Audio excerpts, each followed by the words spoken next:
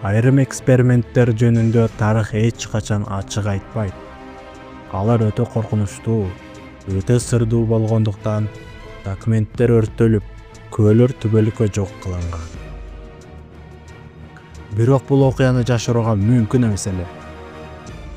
Бул жаңы күчтүү, көп нерсеге туруштук бере турган адам түрүн жаратуу. Ооба, бул фантастика эмес. Бул тарыхтагы эң коркунучтуу илимий долбоорлордун бири.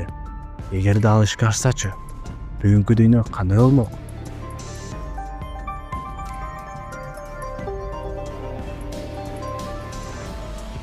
Ассаламу алейкум достор, сиздер менен кайрадан жолугушуп турганыбызга кубанычтабыз. Сиздер үчүн дагы бир биздин кичинекей эмгегибизди даярдадык. Видеону көрүп, ой пикириңизди калтырып жазып, видеону бөлүшүп койгонуңузга терең ыраазычылык. Иванов Илья Иванович 1870-жылы Орусияда төрөлгөн. 1896-жылы Харьков университетин бүтүрүп, 1907-жылы профессордун кызматын алган. Иванов ветеринардык изилдөөлөрдүн аркасында жасалма жол менен уруктандыруу ыкмасын өркүндөтүп, аны алгач жылкы чарбасына сынап көргөн. Бул ыкмада бир айгыр өзү 500гө чейин бээлерди туудурса, табигый уруктандыруу менен 20-дан 30га чейин бээ туудурган. Ошол убакта 1901-жылы бул жыйынтыктар сенсациялуу болгон. Иванов ошондой эле үй жаныбарларын жапайы туугандары менен уруктандыруу үчүн жасалма аргындаштырууну колдонуу менен эксперименттердин негиздөөчүсү болгон. Ал биринчилерден болуп, Пржевальский жылкысы менен зебраны уруктандырып, зеброид алган. Илья Иванов Орусияда жарышка түшкөн жылкыларды жасалма уруктандыруу фермаларын куруп, жана да башка жаныбарлар арасында жасалма уруктандырууда өзгөчө ийгилик жараткан адам. Ал ошондой эле зебра менен эшекти, чычкандарды, уйларды жана башка ушул сыяктуу көптөгөн жаныбарларды жасалма уруктандырып, алардан өзгөчө аргындашкан жаңы жаныбар түрүн чыгарып турган. Ивановдун кыялы бөлөк биологтордой башка жаныбардын денесин бөлөк жаныбарга салуу эмес. Ал табигый жол менен жасагысы келет. 20-кылымдын башында бул иш менен алек болгондор үчүн алтын доор болгон. Иванов 1910-жылы Австриянын Грац шаарында уюштурулган бүткүл дүйнөлүк зоологдордун жыйынында жасалма уруктандыруу боюнча доклад жасаган. Ал адам менен маймылдан бөлөкчө тирүү жан пайда болоорун айтып, бүткүл дүйнөнүн оозун ачырган.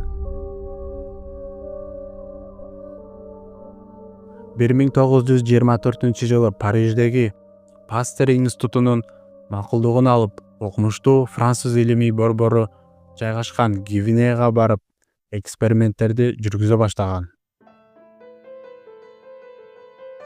Совет өкмөтүнөн финансылык жардам сурап, акыры 1925-жылы Илимдер академиясынан $10,000 алган.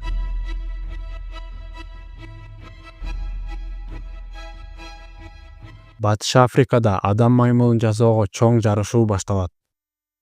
Ивановдун бул кылгандарын Сталин байкаган.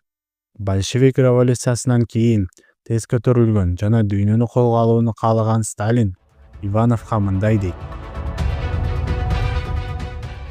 өз нааразылыгын айтпай турган, эмне тапса жей бере турган, акылы адамдыкындай, күчү маймылдыкындай, оор ишке чыдамдуу, жаңы адам маймыл уругундай чарчабас жумушчулар керек.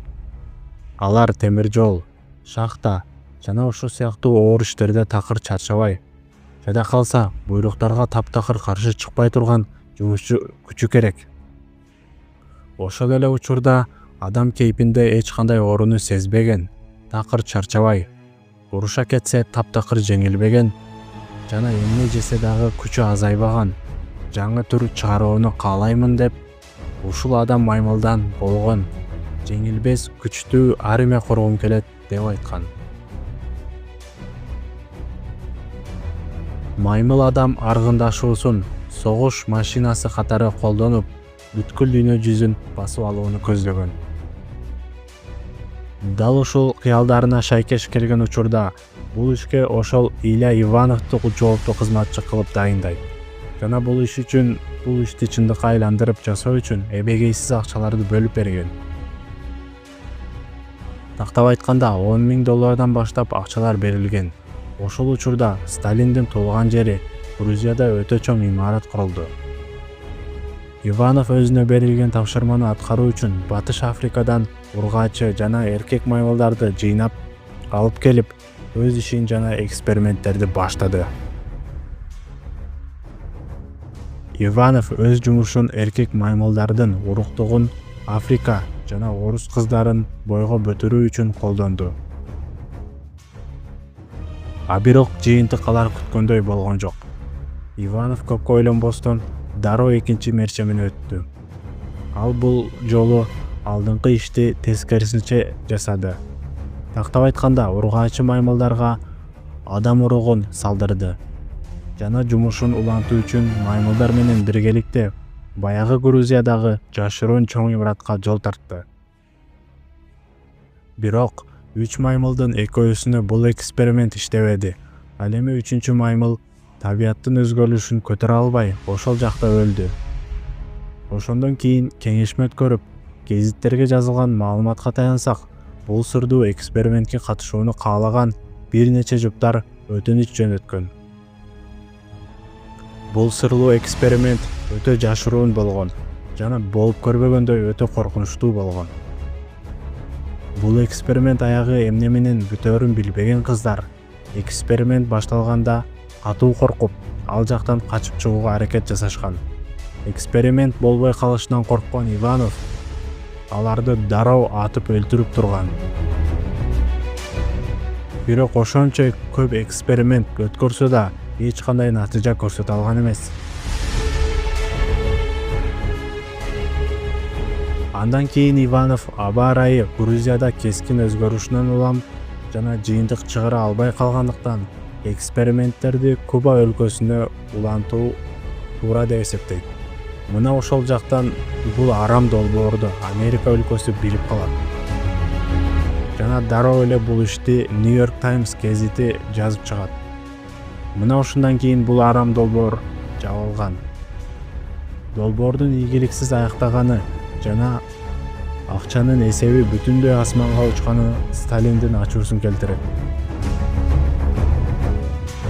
1927 жылы Иванов кармалган жана ал 5 жыл өмүрүн түрмөдө өткөрдү. Андан соң аны Казакстанга сөгүнгө айдашты.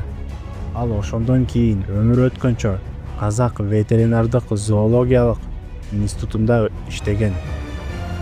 1932 жылы 20 март күнү сүргүндө жүрөк оорусунан каза тапкан.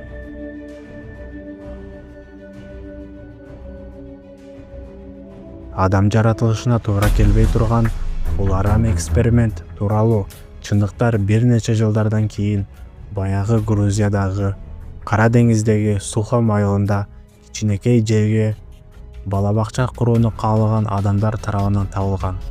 Ал жерден миңдеген маймылдардын сөөктөрү табылып чыккан.